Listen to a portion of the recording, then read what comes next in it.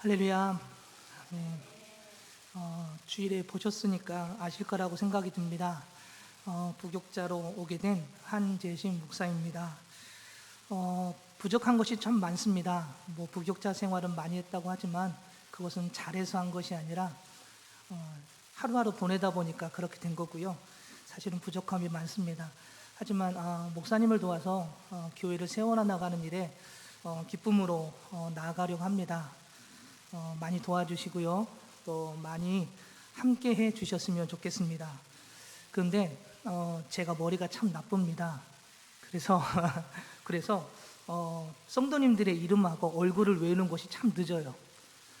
그래서 혹시 제가 모르게 그냥 지나가거나 혹시 이름을 잘못 말씀을 드려도 이해해 주시고 먼저 아는 척을 해 주셨으면 감사하겠습니다.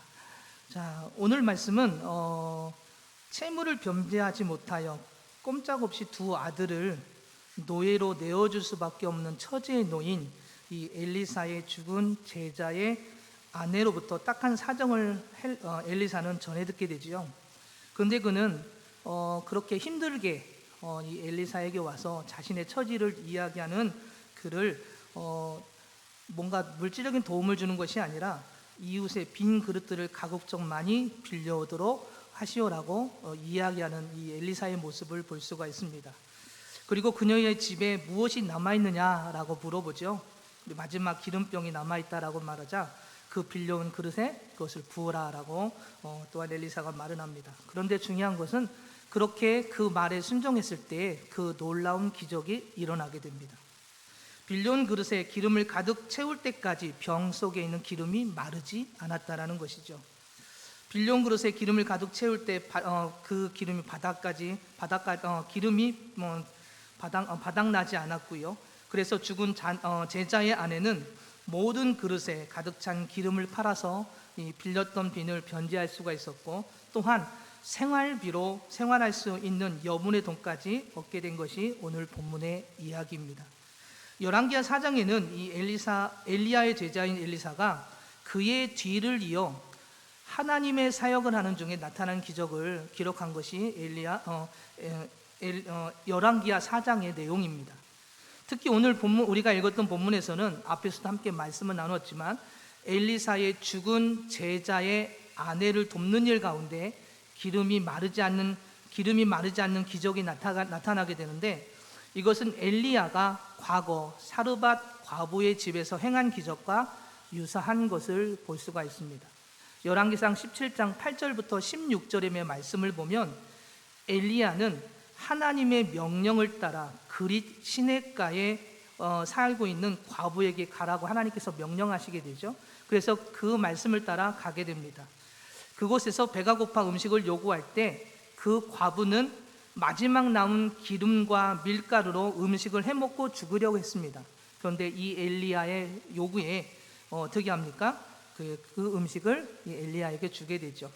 그 남은 음식을 엘리야에게 줌으로 인하여 비가 오는 날까지 항아리에 밀가루와 기름병에 기름이 떨어지지 않는 기적이 일어났던 것을 우리가 너무나도 잘 알고 있죠. 이렇듯 유사한 기적이 나타나는 것을 우리는 볼 수가 있습니다. 이 기적이 나타난 이 엘리야와 엘리사의 사역들의 모습을 보면 공통적인 것을 볼 수가 있습니다. 그것은 바로 이 엘리야와 엘리사의 말에 사르밧 과부도 그리고 오늘 죽은 제자의 아내도 모두 부활했다는 거예요. 순종했다라는 것입니다. 그리고 오늘 본문 이후에 엘리사를 도운 스냅 여인도 마찬가지고요. 그리고 열왕기하 5장에 가서 보면 이 아람이라고 하는 나라의 군대 이 나하만 장군도 마찬가지로 이 엘리사의 그 말에 물론 불평도 했지만 또 순종하여 나아가 문둥병에 치료받는 일들도 일어나게 됩니다. 이처럼 하나님의 기적 앞에는 공통 분모가 들어가는 것이 있습니다. 그것이 뭐냐? 바로 순종입니다. 사실은 우리가 신앙생활을 하면서 가장 두려운 것 중에 하나가 이런 단어가 아닐까 싶습니다. 순종. 여러분은 얼마만큼 순종을 하고 계십니까? 저부터 시작해서 그 단어 앞에는 사실 부끄러움이 너무나도 많습니다. 내가 하나님을 믿고 하나님의 말씀대로 나간다고 하지만 100%의 순종이 우리에게 사실은 없습니다. 저도 마찬가지고 아마 죄송하지만 우리 권사님들도 우리 집사님들도 아마 그러지 않을까 싶습니다. 그런데 오늘 본문에서 그리고 엘리야와 엘리사의 사역 속에서 이런 기적들이 일어나는 모습들을 보면 모두 그 말에, 그 말씀에 따라 순종했던 것을 볼 수가 있지요. 순종이라는 말은 말 그대로 따르는 것을 말합니다. 누구의 말을 따르는 것이죠? 바로 하나님의 말씀을 따르는 것이, 쉽게 설명하면 순종입니다. 즉 하나님의 말씀대로 따르는 것이 순종인데, 그런데 중요한 것은 그 말씀에는 때로는 우리가 이해하지 못하는 말씀을 우리에게 하실 때가 있다는 것이죠. 분명히 순종해야 되는 것도 알고 있는데, 그런데 그 순종 앞에 우리가 이해하지 못하는 그런 말씀을 하실 때 우리는 당황합니다. 그리고 이것이 맞는 것일까라고 우리의 생각으로 판단을 할 때가 너무나도 많습니다. 오늘 본문에서도 사실 우리의 시각으로는 이해할 수 없는 그런 말씀이지요. 어려운 상황에 처한 이 여인이 이 엘리사 선지자에게 나아가 도움을 요청했을 때 엘리사 선지자는 필요한 돈을 모아 이 죽은 제자의 아내에게 준 것이 아니었습니다. 아내에게 도움을 준 것이 아니었습니다. 반대로 그녀에게 무엇인가 일을 시키는 일을 볼 수가 있지요. 그런데 그 일이 이해할 수 없는 일, 바로 빈 그릇을 되도록 많이 빌려오라고 명령한 것입니다. 그런데 이 여인의 반응이 어땠습니까? 엘리사를 통하여 조금이라도 물질적인 도움을 받고 싶고요. 그리고 용기를 내서 그렇게 지금 이 엘리사, 그죠? 자기의 남편 죽었지만 자기의 남편의 스승인 엘리사에게 찾아간 것 아니겠습니까? 어떻게든 도움을 받고 싶어서. 눈에 보이고, 여러분 힘들고 어려우면 사실 눈에 보이고 직접 손에 무엇인가 전달받는 것, 그죠? 그것이 우리에게 있어서는 그 문제를 해결받는 방법이라고 생각을 합니다. 이 여인도 마찬가지입니다. 이 엘리사 선지자를 만나서 뭔가 손에, 그리고 눈에 보이는 것을 좀 받고 싶었을 것입니다. 그죠? 그래야 지금 두 아들, 빼앗길 수밖에 없는 이 두 아들을 찾을 수가 있기 때문에 그렇습니다. 눈에 보이고 실질적인 물질이 자신의 손에 들어오기를 그는 바랬을 것입니다. 그렇지 않으면 두 아이를 종으로 내어주어야만 하는 상황이죠. 그런데 엘리사는 그에게 이해할 수 없는 일을 시킵니다. 화가 날 수밖에 없는 상황이지요. 원망하고 불평합니다. 당신이 선생이야 라고 말할 수도 있을 것 같습니다. 제자가 죽어 그 가정이 어렵게 됐는데 도움을 주지 못하고 이해할 수 없는 일만 시키기에 그는 어떻게 당황할 수밖에 없었겠지요. 어떻게 보면 이것이 정상적인 반응처럼 보여집니다. 사실 저를 포함해서 우리 모두가 바로 이러한 반응을 보이며 신앙생활을 했는지도 모르겠습니다. 하나님께서 분명히 우리에게 순종하라고 말씀해 주셨는데 때로는 그 말씀이 이해할 수가 없고 이해가 되지 않아서 때로는 원망하고 불평할 때가 너무나도 많았습니다. 아니, 지금도 그렇게 하고 있는지도 모르겠습니다. 그런데 이 죽은 제자의 아내는 어떻게 하고 있습니까? 그 아내는 엘리사의 말에 순종하여 나아가는 모습을 보게 됩니다. 5절을 보면 이 여인은 두 아들과 함께 빈 그릇을 빌려와 기름을 따르기 시작하는 모습을 볼 수 있게 되죠. 그런데 오늘 본문의 말씀을 유심히 보니까요, 2절 한번 읽어볼까요? 우리 함께 성경을 갖고 계시니까 2절 말씀을 함께 읽어보도록 하겠습니다. 우리 다 같이 읽겠습니다. 엘리사가 그에게 이르되 내가 너를 위하여 어떻게 하랴? 내 집이 무엇이 있는지 내게 말하라. 그가 이르되 계집종의 집에 기름 한 그릇 외에는 아무것도 없나이다 하니. 엘리사는 이 여인을 돕기 위하여 뭐라고 이야기하냐면 내가 너를 위하여 어떻게 하랴라고 물으면서 그녀가 가지고 있는 것이 무엇인지를 묻고 있는 모습을 볼 수가 있습니다. 이 말씀을 통하여 우리에게 주는 하나님의 말씀이 있습니다. 그것은 하나님의 기적은요, 새로운 것을 우리에게 주는 것이 아닙니다. 우리가 하나님의 일을 할 때 우리에게 뭔가 특별한 능력이 나타나고요, 뭔가 신비적인 것이 나타나서 하나님의 일을 하는 것이 아닙니다. 지금 그녀에게 있는 것이 무엇인지 먼저 물으셨고 그것을 통하여 하나님께서는 일하셔서 그 문제를 해결해 주십니다. 그렇습니다. 이 여인에게 마지막 남은 기름 한 병을 하나님께서 쓰셔서 놀라운 기적 가운데 그녀의 문제를 해결해 주십니다. 돈으로 문제를 해결하는 것이 아니라, 다른 금과 은으로 그를 도와서 문제를 해결하는 것이 아니라 그녀가 가지고 있는 것, 집에 가지고 있는 마지막 그 기름 한 병, 그것을 가지고 그를 돕는 하나님의 모습을, 하나님의 역사하심을 오늘 말씀을 통해서 보게 됩니다. 그뿐만이 아니라 그가 생활할 수 있는 생활비까지도 채워주심을 오늘 본문은 우리에게 말씀해주고 있지요. 여기서 기름 한 병은요, 큰 병이 아닙니다. 두세 번 쓸 수 있는 아주 작은 기름병이라고 학자들이 해석을 합니다. 그렇다면 이 기름병은 아주 작은 병일 것입니다. 말 그대로 빵 하나, 떡 하나 만들어 먹을 수 있는 그 아주 작은 병, 그죠? 아주 가치가 없는 그런 병일 것입니다. 그러나 하나님은 이런 것들을 사용하셔서 기적을 나타내 주셨습니다. 오늘 본문이 속해 있는 열왕기하 4장 42절부터 보면 어떤 한 사람이 보리떡 20개와 자루에 담긴 채소를 하나님께 드렸을 때 그것으로 100명이나 먹고 남은 기적들이 일어나게 됩니다. 그리고 우리가 너무나도 잘 알고 있는 오병이어의 사건을 한번 생각해 보십시오. 5,000명이 넘는 사람들을 그 작은 물고기 2마리와 보리떡 5개로 그 많은 인원을 배불리 먹이고도 12광주리가 남는 기적이 일어났던 것을 우리는 너무나도 잘 알고 있습니다. 사랑하는 여러분, 우리에게 있는 것이 무엇입니까? 여러분에게 있는 것이 무엇입니까? 하나님께서는 우리 모두에게 달란트를 주셨습니다. 물론 그 달란트를 사용하는 사역의 위치와 범위와 그 모양은 다 다를 수 있습니다.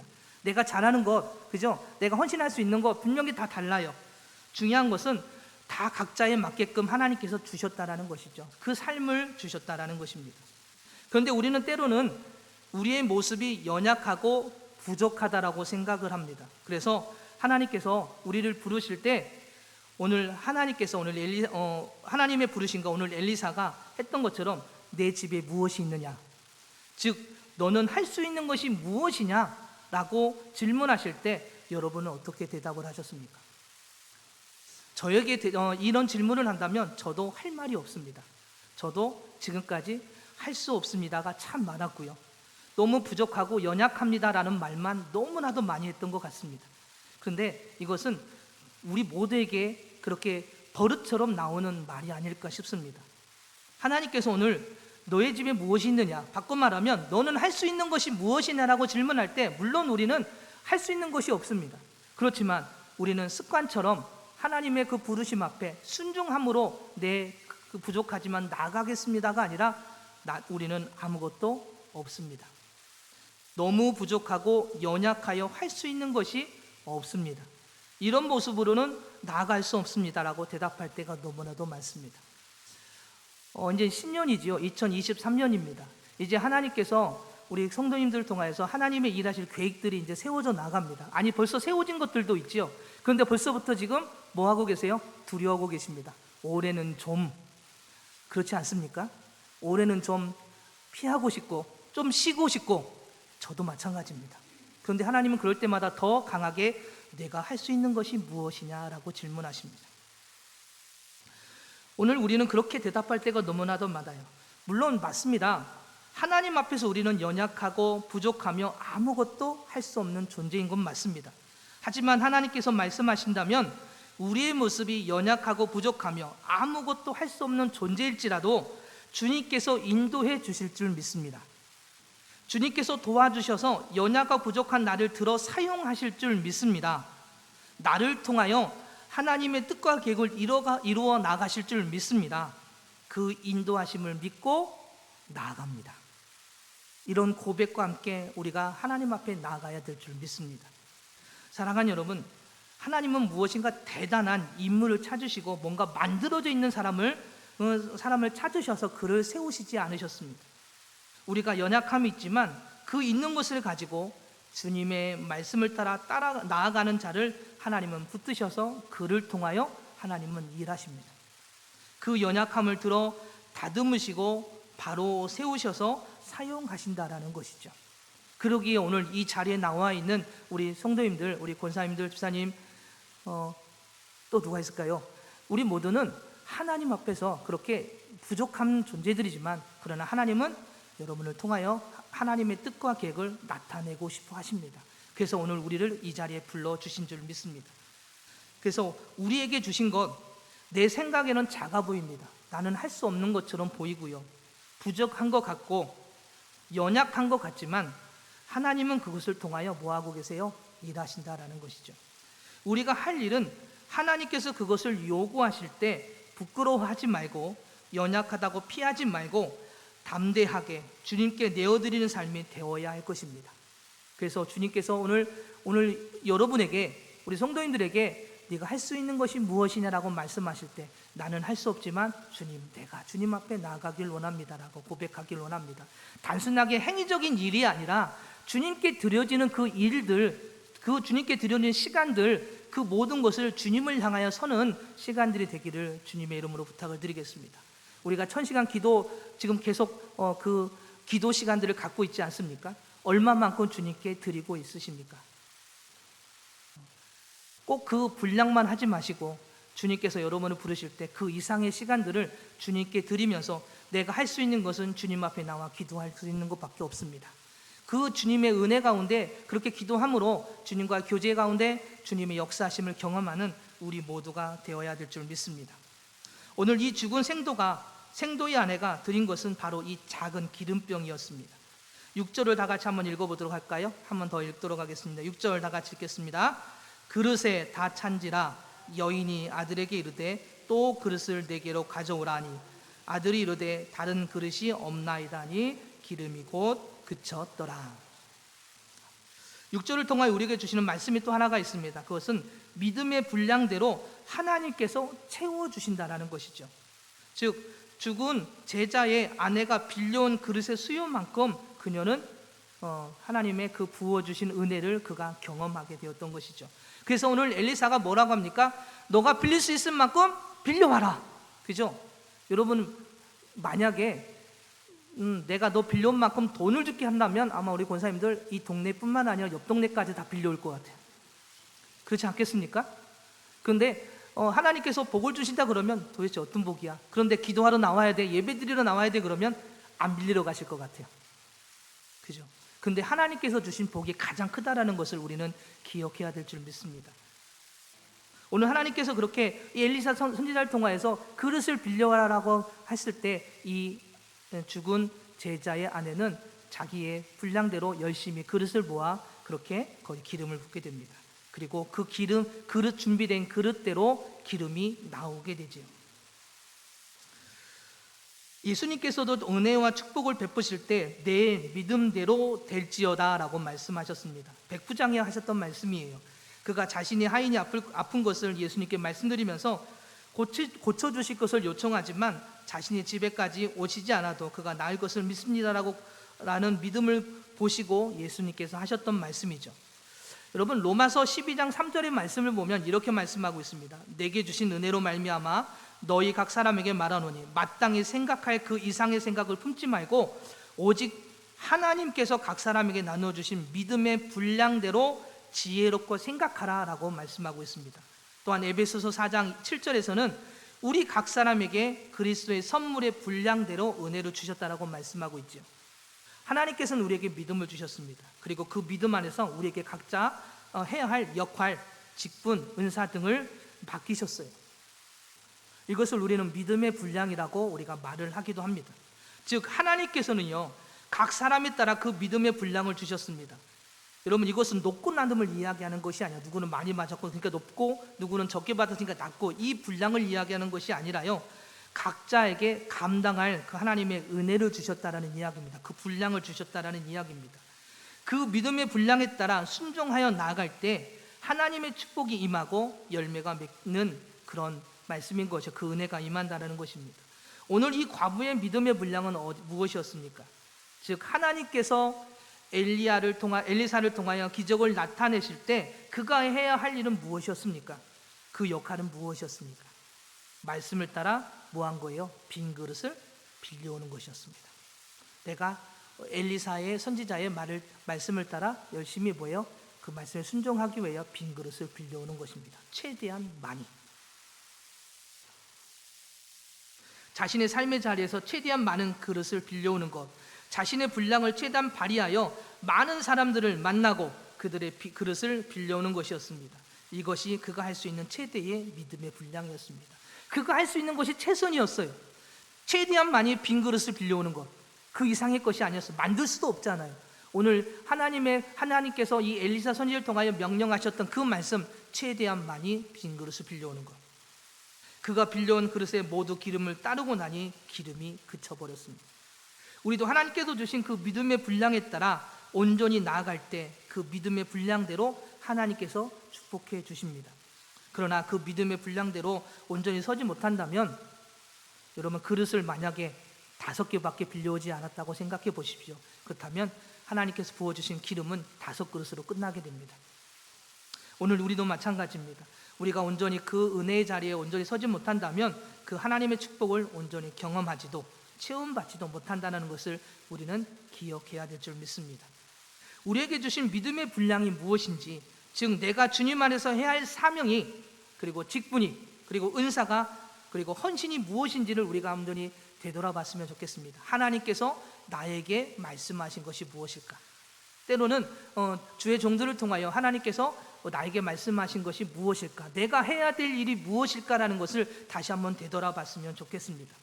그래서 그것을 깨닫고 함께 협력하여 그 믿음의 분량을 모두 채우고 하나님께서 부어주시는 그 은혜 안에 풍성함을 경험하는 오늘 우리 모두가 되어야 될 줄 믿습니다. 마지막으로 볼 수 있는 것은요, 하나님께서 믿음의 분량대로 순종한 자에게 무엇을 채워주십니까? 구하지 않는 것도 채워주십니다. 즉 눈앞에 보이는 문제뿐만이 아니라 보이지 않는 문제까지도 해결해 주시는 분이 하나님이십니다. 오늘 이 여인이요, 엘리사에게 찾아와 요청한 것이 뭐였냐면, 죽은 남편이 빚을 졌는데 그 문제를 해결해 주세요. 그렇지 않으면 내 2 아들이 지금 노예로 종으로 빼앗길 판입니다. 그 문제를 해결해달라고 지금 엘리사를 찾아온 것 아니겠습니까? 오늘 이 여인에게는 그것밖에 보이지 않습니다. 당장 문제를 해결해야 되는 것, 해결할 문제만이 이 여인에게 보입니다. 그런데 그 이후의 문제는 이 여인은 바라보지 못했습니다. 그런데 하나님께서는 그 이후의 문제까지도 해결해 주시는 모습을 보게 되죠. 제가 학교를 다닐 때, 학교를 졸업한 지 상당히 오래되긴 했지만 한국 장학재단을 통해서 학자금을 대출을 받았습니다. 그런데 재미있는 사실을 제가 알게 되었습니다. 학자금 대출, 그래서 말 그대로 학비만 대출받는 것이 아니라 그 옆에 보니까 생활비까지도 같이 대출해 주더라고요. 즉 학교 생활을 하면서 책도 사야 되고, 그죠?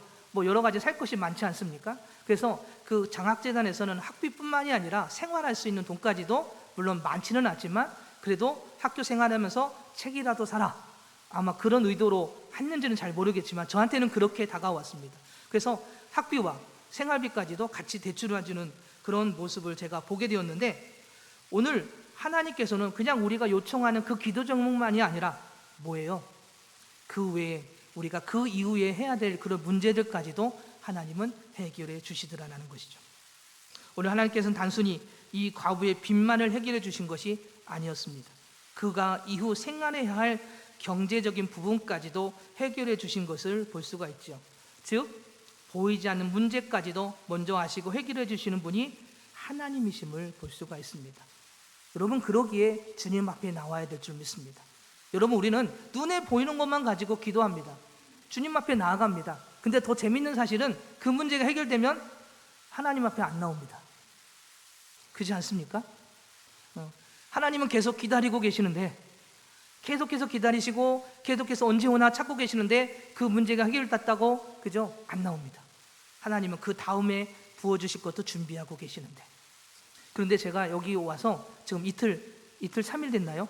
됐는데 제가 은혜를 받은 것이, 제가 옆에서 제가 생활을 하지 않습니까? 그런데 저녁에도 히터 돌아가는 소리가 막 들려요. 누군가 오셔서 기도한다는 소리입니다. 얼마나 은혜가 되든지. 그런데도 저는 기도의 자리 나오지 않고 열심히 기도하십시오.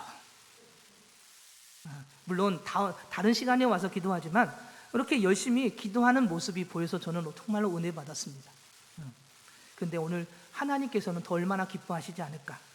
오늘 우리는 더 자주 주님 앞에 나와 기도하며 주님과의 교제를 이루어나가는 삶의 모습이 오늘 우리 안에 있어야 될 줄 믿습니다. 왜요? 주님은 그 문제뿐만이 아니라 우리가 알지 못하는 문제까지도 해결해 주시는 분이 하나님이시기 때문에 그렇습니다. 여러분 7절 한번 보십시오. 7절이 이것을 말씀해 주고 있습니다. 다 같이 읽겠습니다. 그 여인이 하나님의 사람에게 나아가서 말하되 그가 이르되 너는 가서 기름을 팔아 빚을 갚고 남은 것으로 너와 내 두 아들이 생활하라 하였더라. 그렇습니다. 문제, 지금 너가 지금 갚아야 할 그 빚 갚고, 그리고 나머지는 자녀들과 함께 생활해라. 이것이 하나님께서 너에게 준 축복이다라고 말씀하시는 것이죠. 그렇습니다. 사랑하는 여러분, 오늘 우리는 주님 앞에 나와야 됩니다. 그분만이 우리의 문제들을 해결해 주십니다. 물론 단순하게 세상에서의 문제뿐만이 아니라 우리의 영혼의 문제를 해결해 주시는 분이 하나님이십니다. 그리고 우리가 알지 못하는 문제까지도 해결해 주시는 분이 하나님이십니다. 사랑하는 여러분, 말씀을 정리하겠습니다. 오늘 하나님의 뜻을 쫓아 순종하는 자에게 하나님은 기적을 나타내 주십니다. 그죠? 그냥 따르는 것이 아니라 하나님의 그 뜻과 계획을 깨닫고 그 은혜의 자리로 나아가는 것이죠. 내가 연약하고 부족하지만 내가 하나님께서 나를 통하여 일하실 줄 믿습니다. 그래서 내가 그 믿음을 가지고 그 주님을 바라보며 순종하며 나아가겠습니다. 하나님은 그러한 자를 통하여 기적을 나타내 주십니다. 그러나 그 기적은 새로운 무언가를 만드는 것이 아니라고 그랬습니다. 그죠? 외부에서 오는 뭔가가 나타나는 것이 아니라 우리가 가지고 있는 것, 우리가 가지고 있는 그 어떤 것을 가지고 하나님은 일하신다라는 것이죠. 여러분이 가지고 있는 것을 통하여 하나님은 일하십니다. 시간을 가지고 일하실 수도 있고요. 그죠? 내가 잘하는 것을 가지고 하실 수 있고요. 그죠? 심지어는 주방에서, 제가 전에 있던 교회에서는요, 85세, 90세 되시는 분이요, 전도한다고 커피를 타고 계셨어요. 여기도 아마 그러실 거라고 생각이 듭니다. 그죠? 여기선 더 열심히 청소하시고 더 헌신하시고, 내가 할 수 있는 그날까지 주님 앞에 나와 주님이 부르시는 그날까지 내가 헌신하겠다. 그런 은혜가 우리 모두에게 있기를 주님의 이름으로 부탁을 드리겠습니다. 그렇게 주님은 우리가 가지고 있는 그 어떤 것을 가지고 주님은 일하십니다. 그것이 아주 작은 것일지라도 하나님은 그것을 통하여 놀라운 기적을 나타내 주십니다.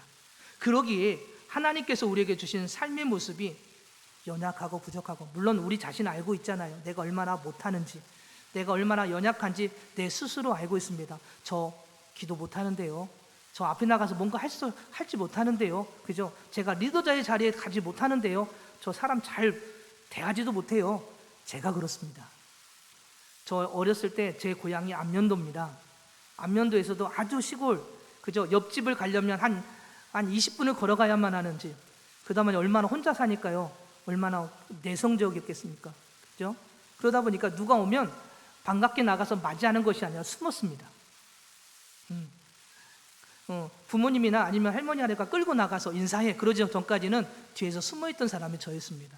그런데 오늘 이 자리에 서 있지 않습니까? 물론 다리는 좀 후두두 떨리고 있습니다.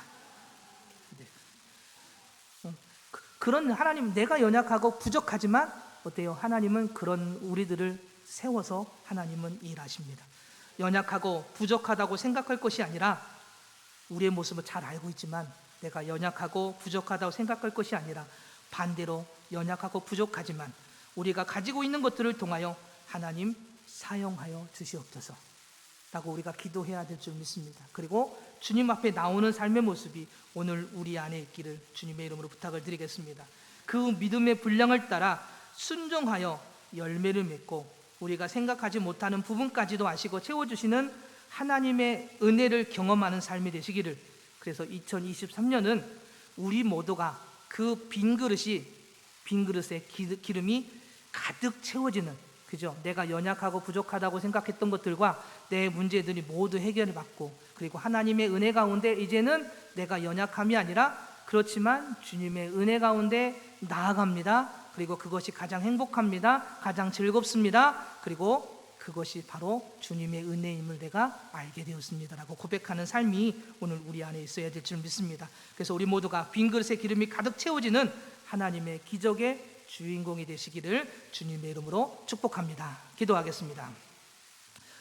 사랑의 하나님, 저희들의 모습은 연약하고 부족하여 아무것도 할 수 없는 그런 존재들임을 고백합니다.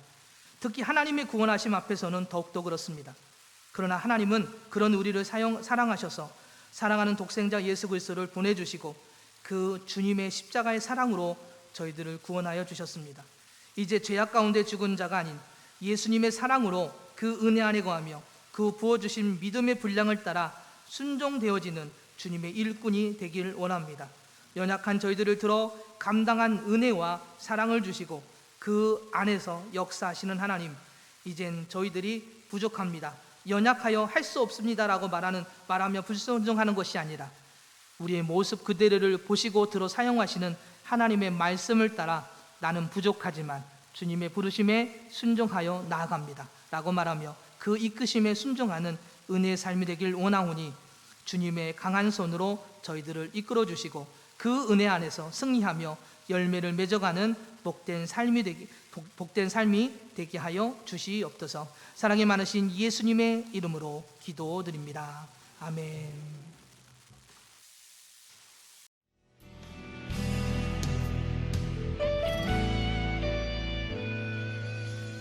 주님 말씀하시면 내가 나가리다.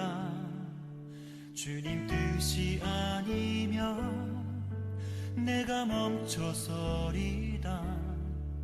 나의 가고 서는 것 주님 뜻에 있으니 오 주님 나를 이끄소서. 주님 말씀하시면 내가 나가리다. 주님 뜻이 아니면 내가 멈춰서리다. 나의 가고 서는 것 주님 뜻에 있으니 오 주님 나를 이끄소서. 뜻하신 그곳에 나 있기 원합니다. 이끄시는 대로 순종하며 살리니 연약한 내 영혼 통하여 일하소서. 주님 나라와 그 뜻을 위하여 뜻하신 그곳에 나 있기 원합니다. 이끄시는 대로 순종하며 살리니 연약한 내 영혼 통하여 일하소서. 주님 나라와 그 뜻을 위하여 오 주님 나를 이끄소서.